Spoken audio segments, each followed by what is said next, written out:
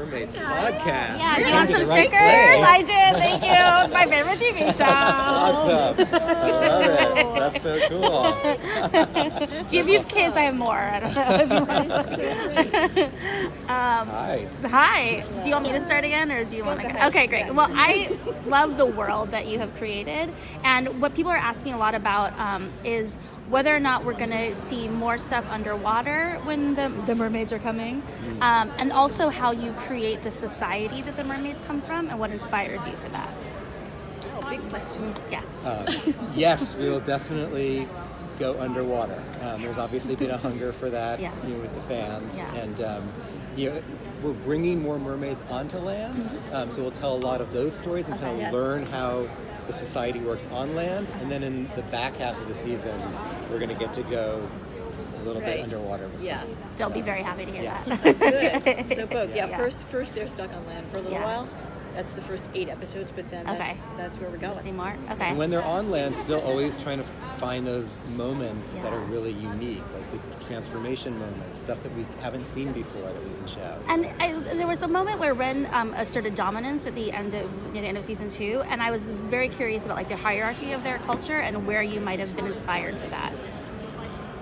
It's the inspiration. We are going Yeah, there okay. for sure. I I There's mean, gonna we be some- always talk, in the room about biology and how it works in the natural world, and lions will come up, or elephants, and Yes. how that society works. So we usually feed off of the real, Yeah. animal kingdom to Okay. decide, make a decision about how we want to handle it. We always try to also give it a little twist, Yeah.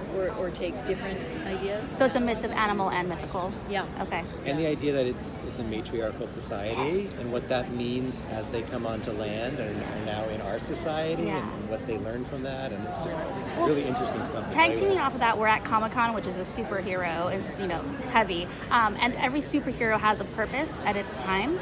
Oh my God, I'm not. We're fine. Every superhero. Oh my God, we're doing great. Every superhero has like a purpose, like an Avenger or a vigilante or something. And I wanted to know if you had any thoughts on why mermaids now, and why this show now, and what it offered for the larger culture. Part of the reason, Eric wrote the pilot, I think, Yeah.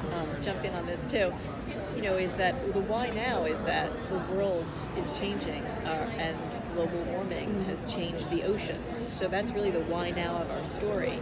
It started off the story anyway. And the idea that Rin came to land and is so intrigued by the human world, and then to go back and talk about a history that may have gone on all these years. Sort of, we just spun off of that. And it's interesting that we have a lot for them to learn about our world, but they also have a lot to teach us. Yeah. Cool. Go ahead. Still on top of my head just now. So, we were just talking earlier. It's kind of come up off of her question too. We always had stories about and TV shows, movies about werewolves and vampires and witches. We've never had lore, about mermaids. We all want to see the mermaid. No one was crazy enough to do a show in the water. I know. It's very brave. Always Little Mermaid, which is animation. But how did you what made you come with this concept? Like, we have to do more about mermaid of Siren, that they're good and that they're evil. And how did you come up with the concept of making the mermaid in the show? This was Eric's idea. Yeah, I just think it's always so interesting to take this classic mythology that exists in every culture around the world. I mean, we sort of, like you said, we've seen the Little Mermaid Disney versions of it, and it's just so exciting to be able to spin that on its head and give a new twist. And even our mermaids, the way they look, like the classic depiction is female upper, fish tail, but ours, they're actually a unified creature. They're all one organism that looks like they really could live out there. Because I think just sort of giving our own spin to this classic mythology, while also honoring some of it and giving some, Easter eggs in there to shows like Splash, or is really fun, because there is just so much mythology out there. I do like it though when you go back into the water. Like, it's so painful for them to turn back into, the siren, and I like that because just like, a werewolf, it's painful to turn into the werewolf. Right.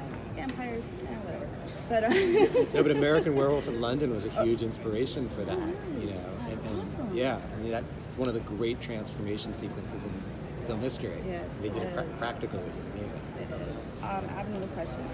How do you balance the moments straight out of a horror film And with the ongoing drama in the show, like when you say enough horror and let's get in with, some drama so we can scare, some of the audience away. But you do kind of want to bring in some horror genre fans. Yes, because I think as cool as the horror is, and people love to see it, if you don't have the other, there's only so much people will stay with it. There's only so much you want to watch that cool thing happen over and over again without it really being about something you care about.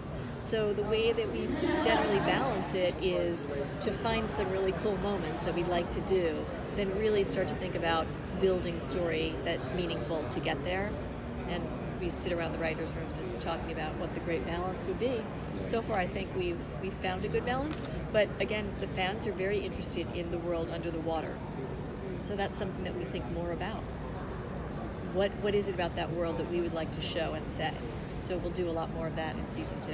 They were all also asking, just if there were going to be books or anything else, they wanted more content from Siren. We're doing a novel great. that tells the story of what happened in Bristol Cove 150 years ago. So it's like Victorian era mermaid. Have you announced who's writing that yet? Have you announced who's writing it, or? I don't know if it's been announced. We have a draft of it. Okay, great. But it's going to be super cool. Awesome. Sort of something you mentioned in the last question about the creative process. Is there a difference in the creative process for a longer season, or is it like? 'Cause now you have to feed in stuff. You have longer to develop stuff, obviously, but is there also stuff that like won't come? You'll introduce early that won't come into play until. Well, ideally, when you're telling good story, I think you never want a moment ever to happen that doesn't have anything to do with anything. Just a cool moment. We try to really pull the thread through, and if we know something that's going to happen later, we really consciously go back and try to plant it. Sometimes it's an accident. Something cool happens and we think, oh, that's it, let's use that. And sometimes it's something that's been planned on a bigger scale with more thought behind it, and we know we want to get to that. But Emily was really smart too, and just like thinking of the season in terms of 4-episode batches and 8 episodes. You don't go insane trying to do like all at once, but like tell a story that arcs out over the first 8, and then that kind of gets wrapped up and spins into something new. So did you guys ever think that this show was going to be such a huge hit?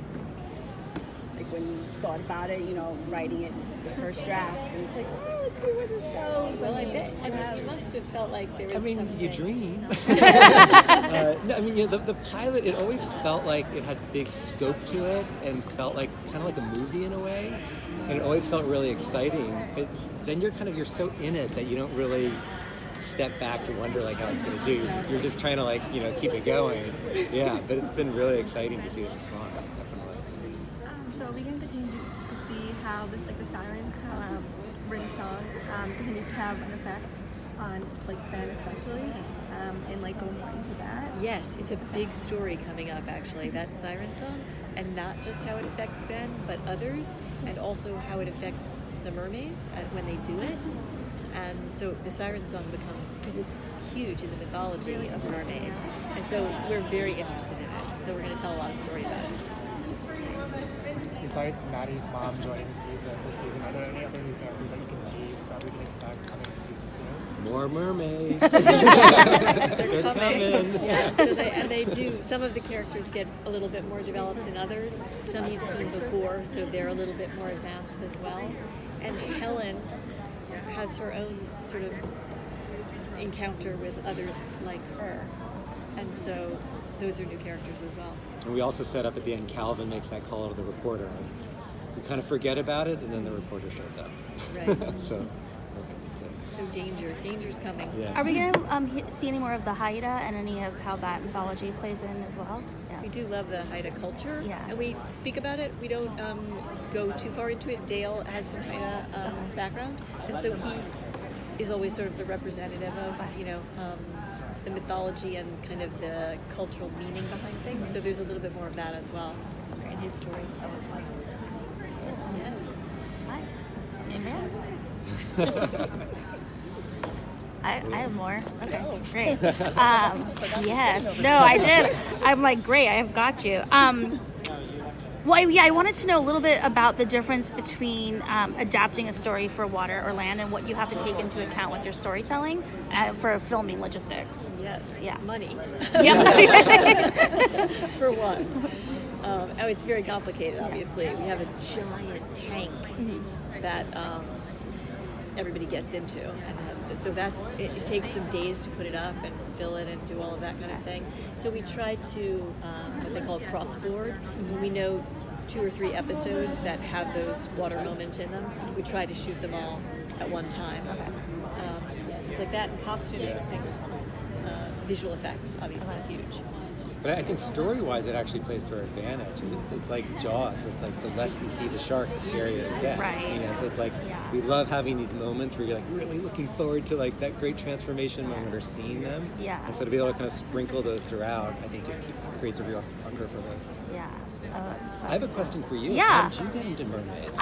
I've always loved them. I'm a writer. I write mermaid romances. Oh, and so wow. I started a mermaid podcast to interview other authors and professional mermaids. So I'm just so obsessed. cool. Now they call me a mermaid scholar because I do so much. Yeah. Well, you know we're having a mermaid contest soon. So Oh, really? stay tuned. I will. Yeah. I will have to. Yeah. Oh, yeah. We gotta hook you up with Helen. I was like, I'm gonna jump on her if she comes. She would have, we have to keep some of them. Yeah, I don't take them all.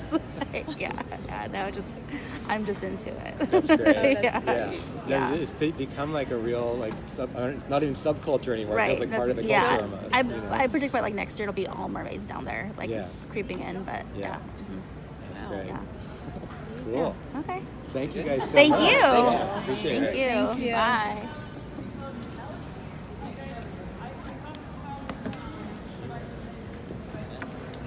I think my recorder wasn't on for my first 2 questions. So that's okay.